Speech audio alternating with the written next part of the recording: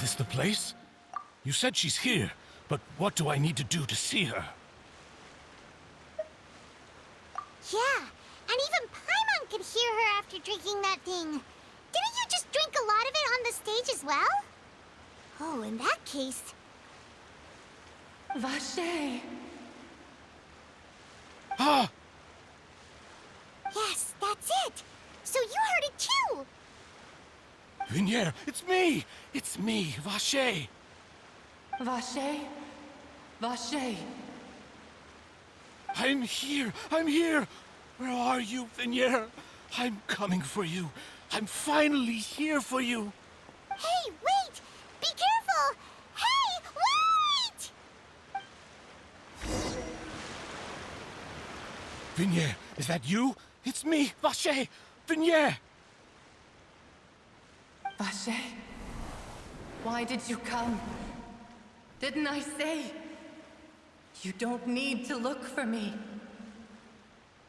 You look a lot older than I remember. How long has it been? It's been more than 20 years. I've suffered for over 20 years since the day you left. All this time, only the thought of bringing you back has kept me alive. Nothing else mattered to me. I must be dreaming. Who would have thought I'd get the chance to tell you all of my feelings like this? Vinier, you are my everything. I really don't know how I could live without you. But Vache, if you ask me, this world would be better off without you. What are you saying? If not for you, I would have finished my law degree and probably become a top-tier attorney one day. If not for you, I would have continued to pursue my love of the arts, and my works would have been displayed in the Palais Mermonia itself. If not for you, I would at least have been able to take care of my mother. And she would not have grown old and died alone, with nothing but the tears on her cheeks. It's all because of your selfishness, Vache. It's all because of you. Wait, you are not Vinier. Who are you? You're right. I am not Vinier. I am the sacrifices. Every woman who died by your hand, as our bodies dissolved, our consciousnesses flowed back to the primordial sea. Our thoughts circulated endlessly within the primordial sea, and we were no longer individuals, but we became one, just as streams of water come together in the sea. I'm Cressy. I'm Lemony. I'm Azine. The only one I am not is Vinier. Why? But then, where is Vinier? She doesn't want to see you anymore. Every tendril of her consciousness is avoiding you. This is what you get for your selfishness. Your selfishness robbed us of our lives and our futures. You said time and time again that you'd do any and everything for her. But did you ever consider whether she'd want to see you do the things that you did? If she would despise you for what you became?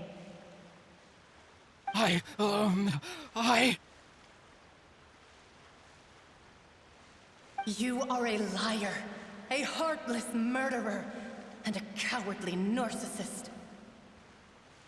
The only thing you are not is Vinier's beloved. From the moment your first victim died and her consciousness merged with Vinier's, she has had nothing but pure hatred for you.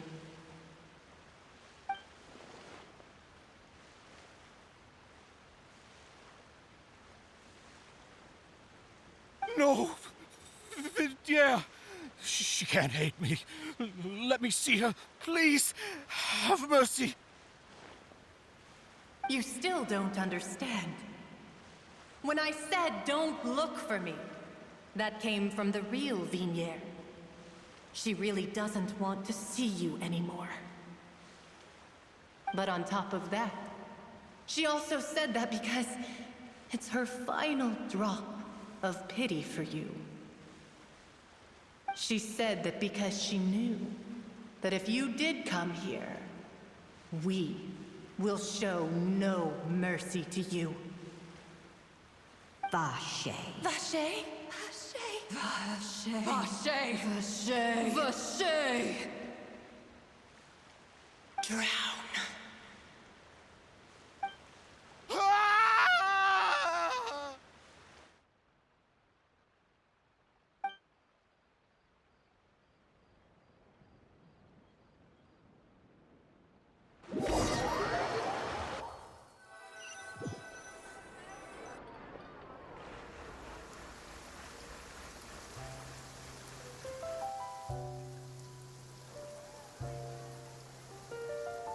Finally, we have some time to do shopping. Gosh, it's really been a long time since we've been able to relax. Huh. Well met, partner. I knew something great was going to happen when I woke up in such a good mood today. Even this weather can't put a damper on the demoiselle's mood. It's a pleasure to see you both again. Oh, hey, Navia! It's been a few days. Paimon's already started to miss you. Oh, now that I believe. I'm easy to work with and always bring home the bacon. Who wouldn't treasure having a partner like me? Sounds like you're really enjoying life these days, Navia. What have you been busy with since the trial? It's just been one thing after the other. I've been making non-stop trips between Poisson and the court since then. Everyone from Spina di Rosula organized a memorial for my father. We never held a memorial when he first died, since everyone knew that even if we held one back then, no one was going to come. This time, though, everyone in Poisson, and even many people from the court, all attended. So his name's definitely been cleared now. That's what we like to hear. It's been the dearest wish of Demoiselle all along. That blasted stubborn fool. I was right to put my faith in him. I'm so glad I didn't give up on the case all those years ago. Oh, by the way, I ran into Charlotte just after I left the memorial service. Well, maybe it'd be more accurate to say I knew she would be there, and there was no way she'd just let me go. Huh? So you know Charlotte too? The Charlotte? Journalist from the Steambird? Yeah, way back when I first became the president of the Spina di Rosula, she was all over me. Wouldn't take no for an answer. I believe the story was called The True Heart of Darkness, Secret Tales of the Yellow Rose. To be fair, though, it was a really flattering feature. So, we've been on pretty good terms ever since. She was trying to lean on our friendship to get me to do an exclusive piece on the serial disappearances case. Oh yeah, she told us about that. She's always been super interested in that case, so now her wish has finally come true too. Anyway, I told her to make sure that when she writes about you guys entering the opera house with the critical evidence, that you both sound really cool. Now that's another thing to look forward to. We trust Charlotte's skills with a pen for sure. Oh, and in other news, I also took Clarand out for a meal. Oh, are you two on better terms now? While you were investigating Vache's headquarters, Clarand gave testimony on my father's behalf. It was thanks to her that we were able to turn the tide. I wanted to thank her. I mean, there's also no point in being awkward all the time, so we took the chance to reconcile with each other. Oh, that's great. Paimon also thought Clarand wasn't actually a bad person. It's always good to have more friends. Anyway, now that the case has finally been solved, perhaps it will slowly begin to fade from the public consciousness. Oh, actually, there's still one last thing I need to do. What is it? I should pay a visit to my father's grave and tell him the truth of what happened, as well as how it all ended. And on top of that, just how much people still look up to him to this day. That includes me, too. Miss Navia. Indeed. We want to go too! We also think Callus is a really admirable person. Sure thing. I'd like you two to share the moment with me. After all, without you, there might not have been such a positive ending. And in that case, everyone, let's be off. Considering the recent weather, we'll be lucky if we can reach Poisson before dark. Yeah, you're right. It's been raining non-stop for a few days now.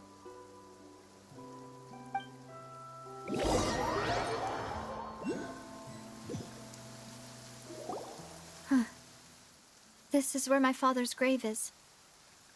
To be perfectly honest, even I haven't been back here for a long time. Huh? There's someone there already. Wait. That figure. It can't be... Hmm? Isn't that Neuvillette? Why would the Chief Justice be here? Huh? Navia?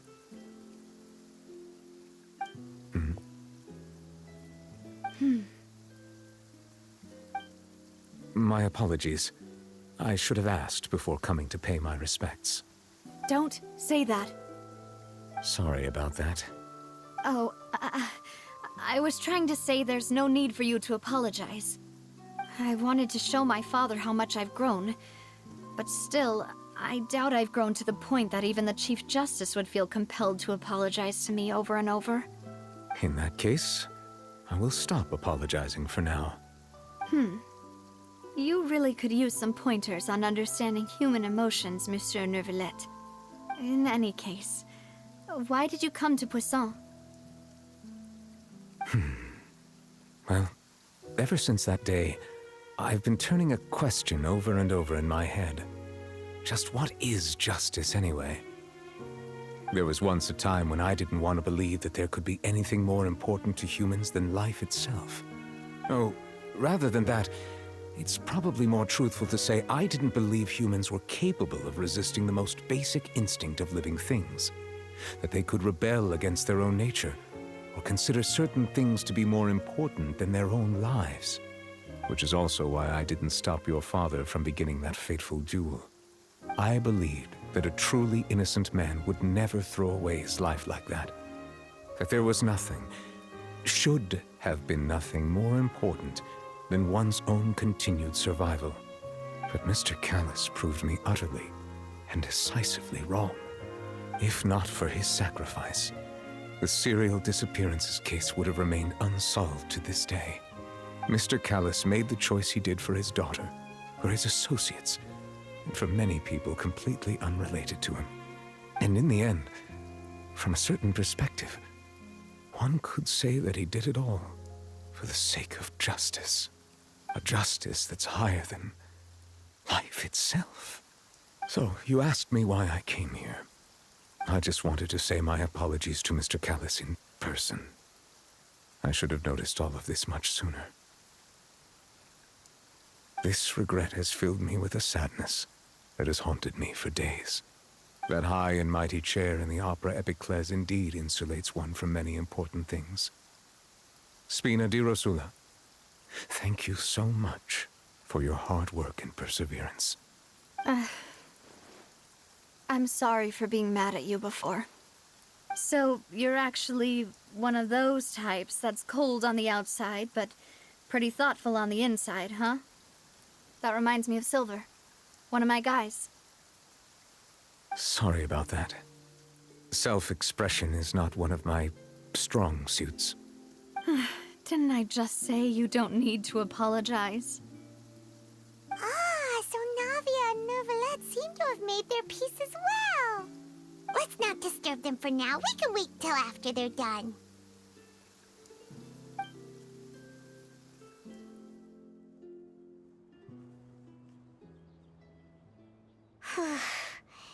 Paimon's never paid respects at someone someone's grave before. Did Paimon do anything rude there? Huh? Oh, Paimon didn't know that was a thing.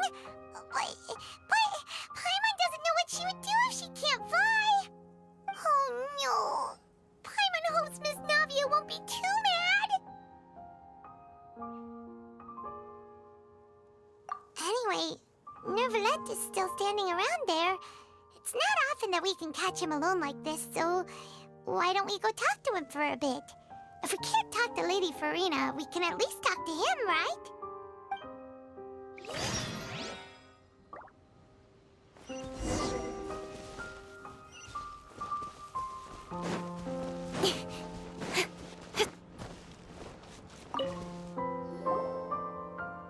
Oh, it's you two. Did Miss Navia invite you to come pay your respects to her father? We ran into Navia on the streets today, so we just followed her here. I see. Then is there something that I can help you with? Well, it's pretty hard to run into you like this since you're usually super busy. So we figured we could try to ask you a few questions, if that's okay. Please feel free. Though outsiders, you helped us solve one of the greatest mysteries in Fontaine, and it would be my pleasure to return the favor. So, at court, the bad guys referred to that special water as water from the primordial sea, but what is it really? Truthfully, that name is already quite accurate. I can only surmise that Vacher and his ilk only learned of its nature and existence after extensive research. There used to be a special sea on the surface of this planet. The nature of its seawater was rather different from that of the sea we know today. Most of Tevat's life forms were first born in that special sea. You could say it nurtured much of the life on this planet. Huh. So it really was where everything began. It makes sense to call it primordial then. But today, the primordial sea no longer exists on the planet's surface. What Vacher discovered must have been some kind of special case, or a remnant from a truly ancient age. Huh. So that's how it is. Oh, you really know everything, Monsieur Nervalette. But if that's the case, then why would people, at least people from Fontaine, dissolve in that kind of water? Indeed. Why would the primordial sea, which was known to engender and nurture life, suddenly reverse itself and devour life instead? To be frank, that also doesn't match my understanding of this world and its laws. There must still be some unknown secrets around the people of this land. Is there anything else you'd like to ask me about?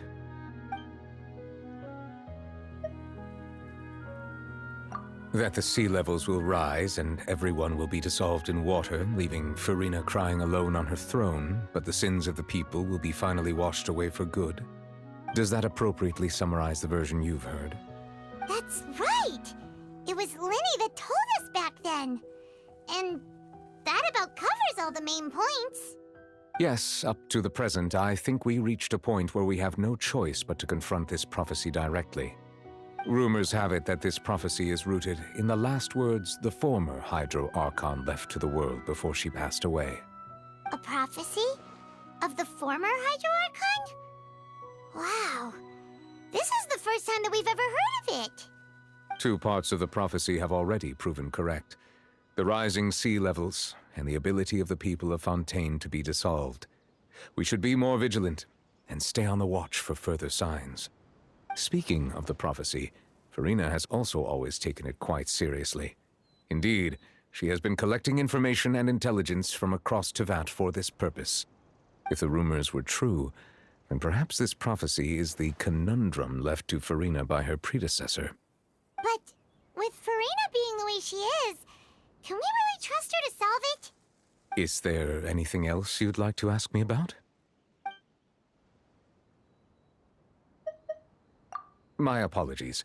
My investigation has still not reached its conclusion. However, I still believe the judgment of the Oratrice was not rendered arbitrarily. Huh? But you also said you thought he was innocent. For many years, I have been quite aware that the Oratrice does not simply mechanically repeat the verdict that I give on each case. As a divinely created mechanism, the people's unified faith in the concept of justice is integrated into it. Not only can it produce the incredible power of indemnitium, but it likely also possesses other traits, such as self-awareness. Which is all to say, I've been prepared for a situation like this for a long time. So when Lenny told us that he heard a human voice from the room where the Oratrice's core is stored... I was not aware such a thing had occurred. Perhaps that could serve to prove my conjecture. I will add that to the list of items to investigate. In any case, I am inclined to believe that the Oratrice does have a methodology all its own. We just do not have enough information. Based on Farina's reaction, I doubt even she had any idea what was going on. She managed to bluff her way through it, though, with her time-tested twin tricks of bravado and drama. While we do intend to get to the bottom of this, for now, we regret to say that the Fatui Harbinger will just have to bide his time in the fortress of Meripede. If we did incorrectly convict him of crimes he did not commit, we will most certainly compensate him to the fullest extent allowed by the law. If you ask Paimon, the only compensation he'll want is a no-holds-barred fight with you. Is there anything else you'd like to ask me about? Your sibling, another blonde-haired traveler. I'm sorry, but I've never seen anyone who matches that description. If she ever stepped foot in Fontaine, I'm sure she followed our laws to the letter and had no reason to appear on the stage of the opera Epiclese. Is there anything else you'd like to ask me about? Very well. It was my honor to provide you with what answers I could. I very much enjoyed conversing with you. It will soon be time for me to leave this blissful tranquility behind and return to Palais Memornia. You really are super busy, Monsieur Neuvillette. Paimon thought you only came here to pay your respects today because you had the day off. Crime and villainy do not have the day off, and so justice must work around the clock as well. This is merely the nature of a justice's work. All right. You've got a point. Huh? Paimon just noticed that the rain has stopped.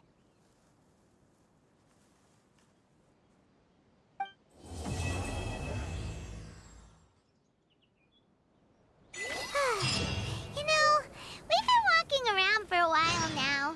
Why don't we go back to the Spina di Rosula base in the court of Fontaine and have a rest? Navia said something about having a place ready for us there.